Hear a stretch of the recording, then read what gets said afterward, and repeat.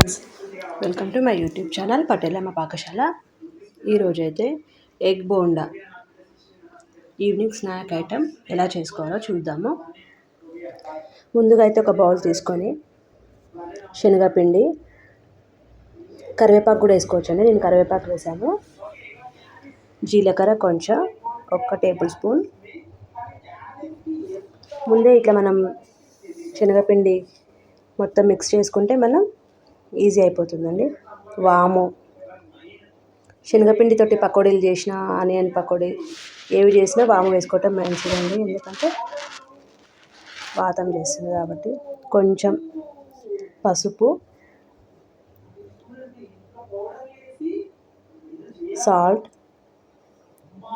Salt తగినంత,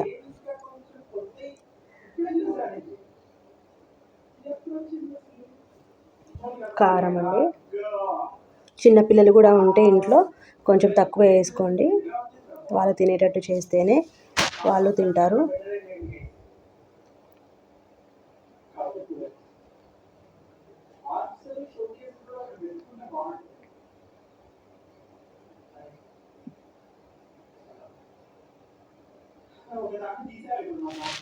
ఇప్పుడు కొంచెం జింజర్ గార్లిక్ పేస్ట్ అండి.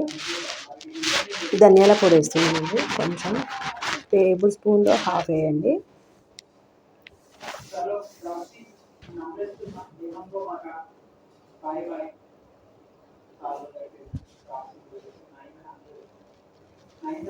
ఇప్పుడు కొంచెం జింజర్ గార్లిక్ పేస్ట్ వేస్తున్నానండి.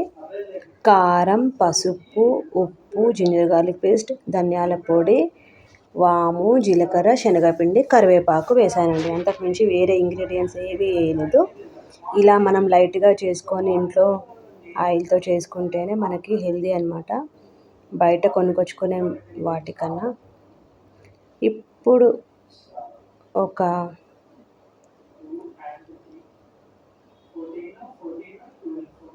గ్లాస్లో పావంతు నీళ్ళు కూడా పట్టవండి.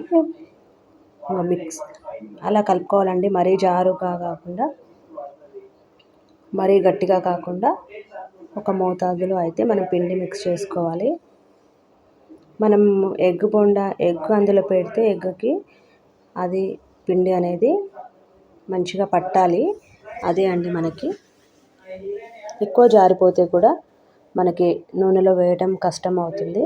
ఇప్పుడైతే ఒక ఎగ్ని 2 పీసెస్ చేస్తున్నాను.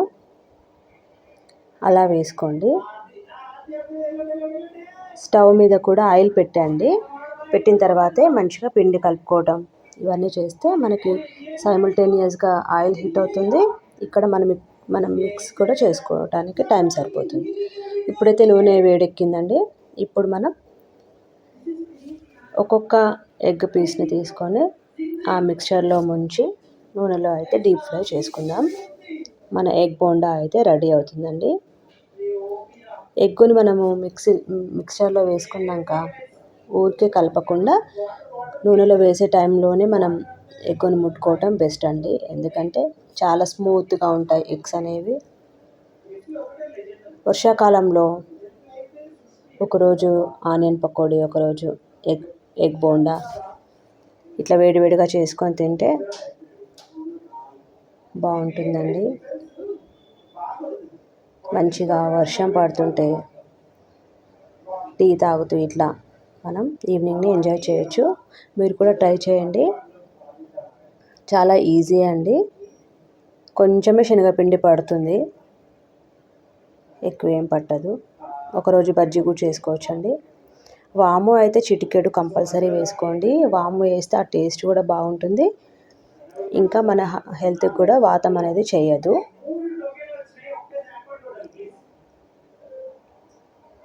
మన ఎగ్ బోండా అయితే రెడీ అయిపోయిందండి. ఇట్లా ఎగ్ని కట్ చేసుకోనైనా చేసుకోవచ్చు, లేకపోతే ఇలా అయినా ఉంచుకోవచ్చు. కొత్తిమీర, ఆనియన్స్ వేసుకొని ఇలా గార్నిషింగ్ చేసుకోండి. ఇంకా మసాలా కూడా పైనంగా చల్లుకోవచ్చు అండి. థ్యాంక్స్ ఫర్ వాచింగ్ అండి. నచ్చితే సబ్స్క్రైబ్, షేర్, లైక్ ఇట్ అండి.